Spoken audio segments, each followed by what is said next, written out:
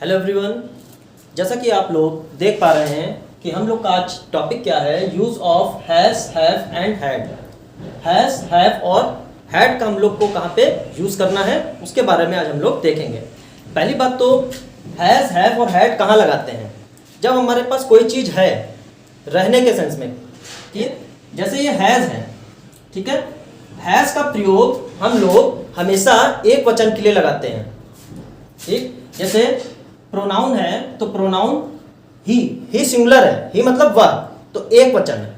इसी तरीके से शी भी एक वचन है, ये लड़की के लिए आता है वह। उसी तरीके से अगर किसी भी व्यक्ति का नाम है, जैसे राम है, श्याम है, तो कोई भी व्यक्ति है तो उसके साथ भी हैज लगता है कि राम के पास एक किताब है, राम के पास एक फुटबॉल है, तो उसके लिए हम लोग राम हैज ए फुटबॉल इस तरीके से बोलेंगे, क्योंकि राम क्या है, एक वचन है, तो उसके लिए हैज आएगा।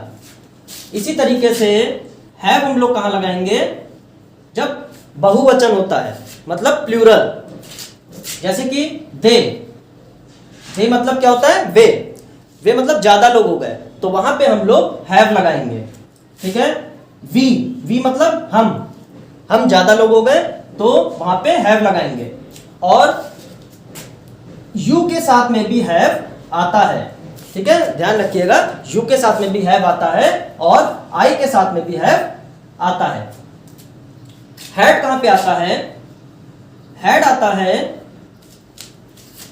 पास्ट के लिए, भूतकाल में कोई चीज हो चुकी है, कोई बात भूतकाल में हो चुकी है। जैसे मेरे पास एक पेन था, तो ये भूतकाल हो गया, तो वहां पे क्या लगेगा, हैड लगेगा, ठीक है। तो ध्यान रखिएगा, ये पास्ट में आता है, ये ठीक है, पास्ट में, भूतकाल।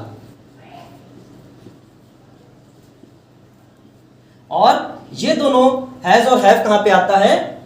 ये वर्तमान में आता है, ठीक है, जिसे कहेंगे प्रेजेंट टेंस, वर्तमान।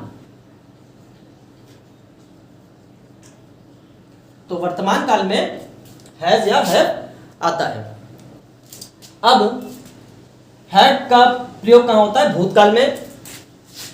एक चीज आपको बता दें, चाहे वो सिंगुलर हो, प्रोनाउन या नाउन, चाहे वो प्लूरल हो, चाहे सिंगुलर हो चाहे प्लूरल हो, हम लोग हैड का प्रयोग पास्ट टेंस में ही लगाएंगे। अगर हम लोग कहते हैं ही, तो वहां भी हैड आएगा। क्यों? क्योंकि अगर भूतकाल की बात कर रहे हैं, ही हैड ए फुटबॉल, उसके पास एक फुटबॉल थी, उसके पास एक बुक थी, तो लास्ट में था आया है, तो वहां पे हम लोग क्या लगाएंगे, हैड लगाएंगे। इसी तरीके से they had a room, they had a car, तो यहां पे पास्ट में आ रहा है, था आ रहा है, इसीलिए यहां पे हैड लगेगा।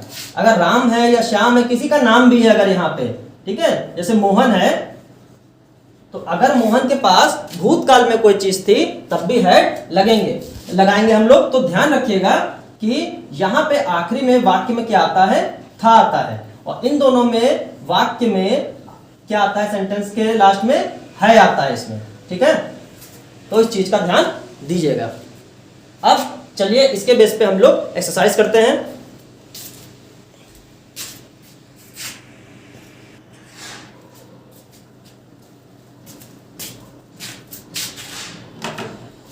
चलिए यहां पर हम लोगों ने कुछ सेंटेंस लिए हैं। यहां पे जैसे लिखा हुआ है, मेरे पास एक घड़ी है, तो ध्यान दीजिएगा, इसमें है आया है, तो इसका मतलब ये प्रेजेंट टेंस है, तो हम लोग हैज या हैव लगाएंगे, ठीक। अब हम लोग हैज या हैव में से क्या लगाएंगे? तो मेरे पास, तो मेरे का मतलब क्या होता है, आई, तो आई है, तो हम लोगों ने पहले ये भी पढ़ा था कि आई के साथ में क्या आता है, हैव आता है, तो आई हैव, मेरे पास एक घड़ी है, I have a watch, I have a watch. फिर उसके बाद माता जी के पास एक पुस्तक है, माता जी के पास एक पुस्तक है, तो माता जी क्या है, एक वचन है, तो इसका क्या बनेगा, द मदर,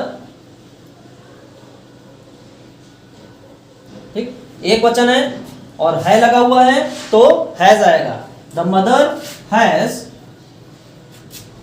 एक पुस्तक, the mother has a book. ठीक है। फिर हमारे पास एक टीवी था, ध्यान दीजिए यहां पे था आया है, था आया है तो हैड आएगा, चाहे एक वचन हो चाहे बहुवचन हो, वेदर इट इज सिंगुलर और plural, we have to use had. तो हमारे पास एक टीवी था, तो हमारे के लिए क्या आएगा, we had a TV, we had a TV. ठीक है, हमारे पास एक टीवी था, वी हैड ए टीवी। फिर नेक्स्ट क्या है, शीला की उंगली में एक अंगूठी थी। तो शीला एक वचन है और यहां पर मेन चीज क्या देखने को आ रहा है, थी, भूतकाल, तो हम लोग हैड का प्रयोग करेंगे। तो शीला हैड एक अंगूठी, Sheela had a ring, Sheela had a ring, Sheela की उंगली में, तो शीला हैड ए रिंग, उसकी उंगली में, इन हर फिंगर, तो शीला की उंगली में एक अंगूठी थी, Sheela had a ring in her finger, in her finger. ठीक है, तो आपको हैज, हैव और हैड में अंतर पता चल गया होगा। अब हम लोग नेक्स्ट क्लास में नेक्स्ट टॉपिक पर वीडियो देखेंगे और आपके लिए अच्छे अच्छे से वीडियो बनाएंगे।